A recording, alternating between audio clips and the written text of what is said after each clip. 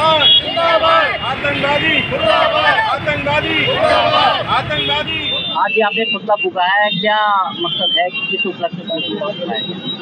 मकसद तो बहुत बड़ा है। जैसे सभी को पता है, हम मैं बिंदु सक्सेना, राष्ट्रीय मानव सेवा संस्थान से राष्ट्रीय अध्यक्ष, और बीती मंगलवार को हमारे कुछ पर्यटकों की पहलगाम में एक निर्मम और नरसंहार से इतनी निर्मम तरीके से हत्या करी गई है कि जिसकी जितनी निंदा करी जाए वो कम है। क्योंकि अब ऐसा लगता है कहीं घर से बाहर घूमने जाना या कोई अपने धार्मिक स्थल पे अपने देवी देवताओं के दर्शन करने जाना भी अब सुरक्षित नहीं रह गया है। क्योंकि पहलगाम में जो लोग गए थे वो घूमने के पर्पज से गए थे और जो है धार्मिक अनुष्ठान या धार्मिक जो है आपको ये कहा जाए कि वो देवी देवताओं के दर्शन करने गए थे, वो गए थे। वो ये नहीं सोच के गए थे कि हम वहाँ जा रहे हैं तो शायद वो हम कभी अपने घर वापस ही नहीं लौट के आएंगे।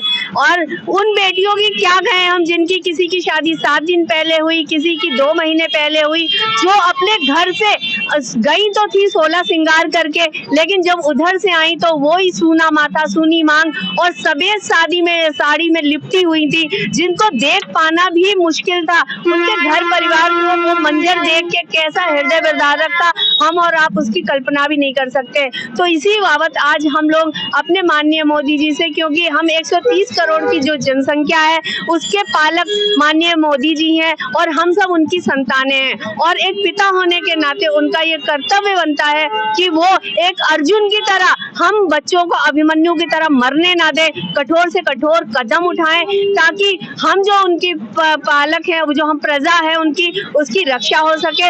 और हम उनसे ये भी अपील करेंगे कि अब बहुत हो चुका, कब तक ये आतंकवाद होगा या कब तक हम माफ करते रहेंगे, क्योंकि माफ करने की भी एक सीमा होती है।